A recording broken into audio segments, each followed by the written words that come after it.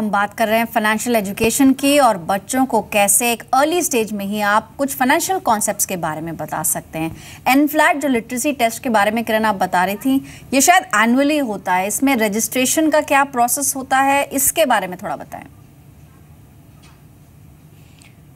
पल्लवी, जैसे मैंने कहा कि एनफ्लैट जो है ये स्कूल के थ्रू रजिस्टर करना पड़ता है, तो पहले स्कूल एनफ्लैट के लिए रजिस्टर करेगा और उसके बाद जो बच्चे इंटरेस्टेड हैं वो इसके लिए अप्लाई कर सकते हैं। इनका एक सेट सिलेबस है जो आप ncfeindia.org इस वेबसाइट पर देख सकते हैं और इसके पूरे डिटेल्स वहां पर अवेलेबल हैं। इसके अलावा अगर पेरेंट्स चाहें तो इनका जो सिलेबस है ये भी अवेलेबल है, तो ये एक बेस बन सकता है थोड़े बड़े बच्चों को, जो टीनेज बच्चे हैं उनको पढ़ाने के लिए आपके लिए एक बेसिस बहुत अच्छा बन सकता है जिससे उनका फाइनेंशियल नॉलेज थोड़ा डेवलप हो। राइट, तो ये एक बहुत अच्छा ऑप्शन है और इसमें जुलाई अगस्त में शायद रजिस्ट्रेशन शुरू होता है। ऑफलाइन ऑनलाइन दोनों तरीके से स्कूल्स इसमें स्टूडेंट्स को प्रोत्साहित कर सकते हैं कि वो रजिस्टर करें। और अच्छी बात है कि इसमें कुछ प्राइजेस भी शामिल हैं, तो बच्चों के लिए एक और एक इनिशिएटिव कह सकते हैं, एक मोटिवेशनल फैक्टर है जिसके ज़रिए वो इसमें पार्टिसिपेट कर सकते हैं।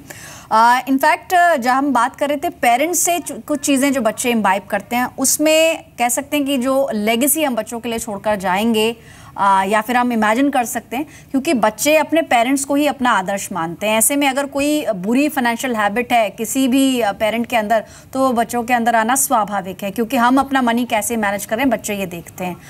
तो आपसे मैं चाहूँगी कुछ ऐसे ज़रूरी टिप्स या फिर चीज़ें जो बच्चों को हमें सिखाना ज़रूरी है। पल्लवी, जहाँ तक मैंने पहले भी कहा है कि सबसे इम्पॉर्टेंट चीज़ जो बच्चे अपने पेरेंट्स से सीखते हैं वो मनी एटीट्यूड है जी।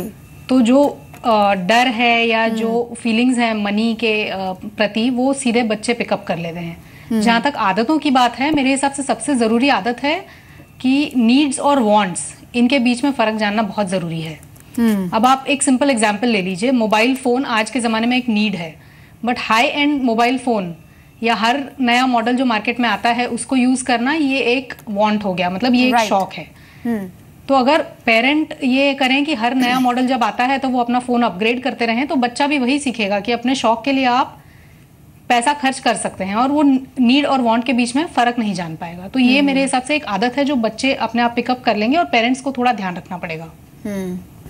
पेशेंस कितना इंपॉर्टेंट आप मानती हैं कि धैर्य के बारे में बच्चों को पता होना चाहिए? जैसे आपने कहा कि जो उनकी ज़रूरत है और जिस चीज़ की उनको डिज़ायर होती है उसका अंतर बच्चों को जानना ज़रूरी है, लेकिन साथ ही कुछ बेसिक बातें जैसे कि मेहनत से आपने पैसा कमाया, वैल्यू फॉर मनी, इसको अगर दूसरे शब्दों में कहूँ, ये कैसे सिखाई जा सकती है बच्चों को?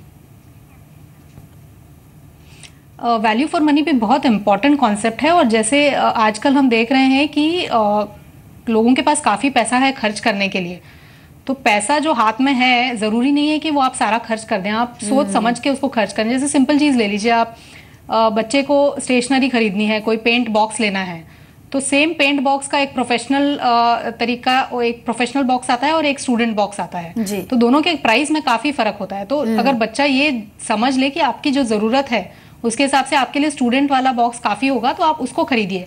तो ये एक वैल्यू फॉर मनी भी सिखाता है, बिकॉज प्रोफेशनल बॉक्स तो ऑब्वियसली काफ़ी महंगा होगा। राइट, तो ये कुछ ज़रूरी मनी लेसन्स हैं जो आप पहले अपने अंदर इनकलकेट करें और उसके बाद बच्चों तक पहुंचाएं, क्योंकि यही वो लेगेसी है जो अपनी नेक्स्ट जनरेशन के लिए आप छोड़कर जाएंगे। शुक्रिया किरण, आपने समय निकाला और बात की इस खास टॉपिक पर। तो फाइनेंशियल एजुकेशन स्पेशल में इतना ही, फिलहाल दीजिए इजाज़त, नमस्कार।